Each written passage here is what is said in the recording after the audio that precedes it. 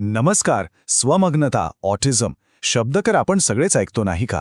पण याचा खरा अर्थ काय? म्हणजे नेमकं काय असतं हे? चला, आज आपण हाच विषय जरा सोपा करून समजून घेऊया.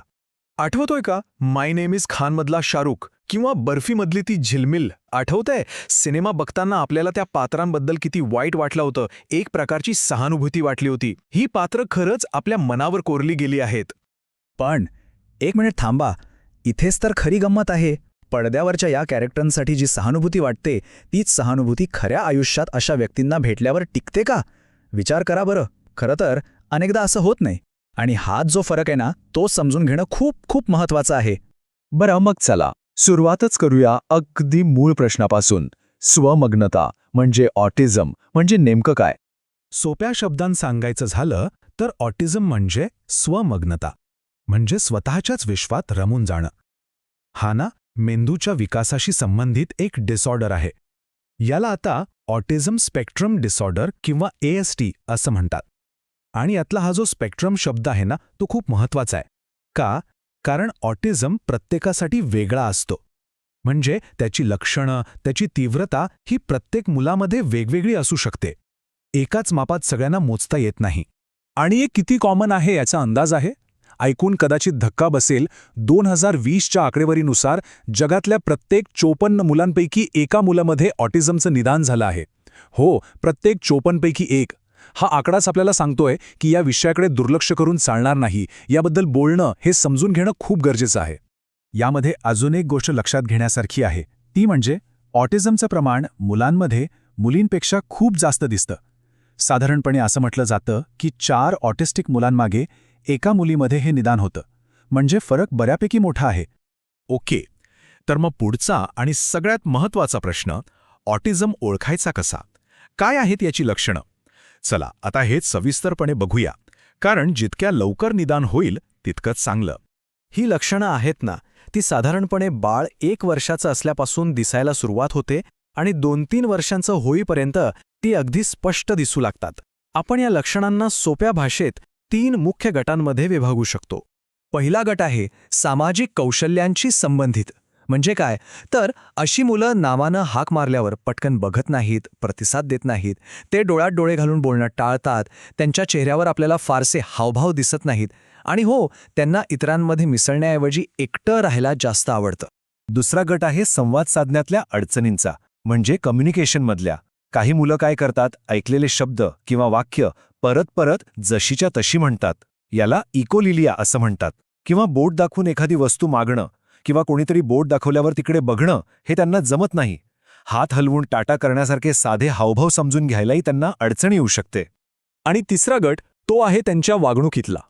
काही विशिष्ट गोष्टी ते सतत करताना दिसतात, जसं की हात फडफडवणं किंवा जागेवरच गोल फिरणं. त्यांचं ना एक ठरलेलं रुटीन असतं, आणि त्यात जर का थोडा जरी बदल झाला तर ते खूप अस्वस्थ होतात, चिडचिड करतात. एवढंच नाही तर खेळण्यांशी खेळतानाही ते एकाच पद्धतीने परत परत तसंच खेळतात.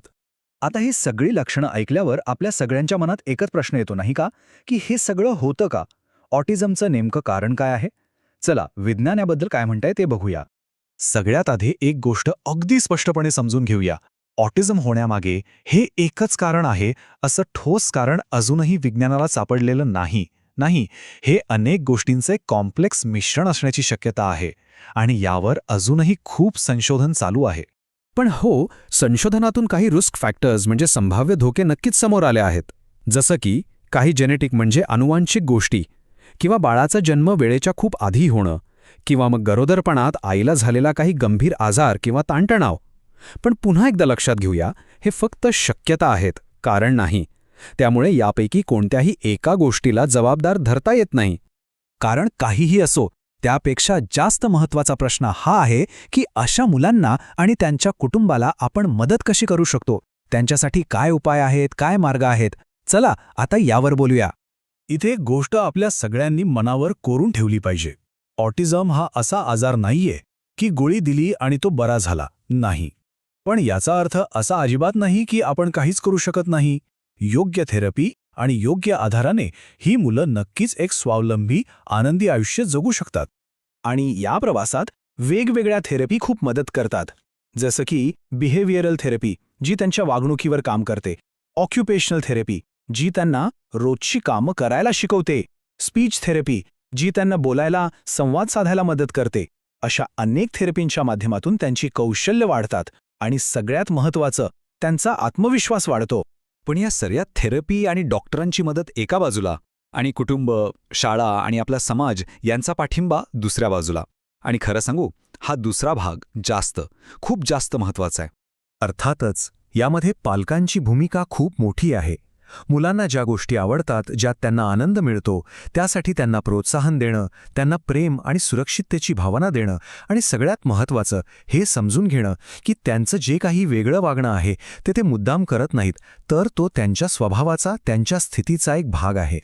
आणि हे ऐका, हा आकडा खूप आशा देणारा आहे. जर योग्य पाठिंबा मिळाला, योग्य सोयीसुविधा मिळाल्या, तर ऑटिझम असलेली तब्बल 71% मुलं आपल्या तुमच्या मुलांसारख्याच सामान्य शाळांमध्ये शिकू शकतात. याचा अर्थ काय? याचा अर्थ सरळ आहे. आपल्याला मुलांना बदलण्याची गरज नाहीये, तर आपल्या शाळांना, आपल्या सिस्टीमला बदलण्याची, त्यांना अधिक स्वीकार्य बनवण्याची गरज आहे. आणि शेवटी ही जबाबदारी फक्त पालकांची किंवा शाळांची नाहीये, ही आपली सगळ्यांची आहे, समाजाची आहे. आपण सगळ्यांनीच आता अधिक समजूतदार व्हायला हवं.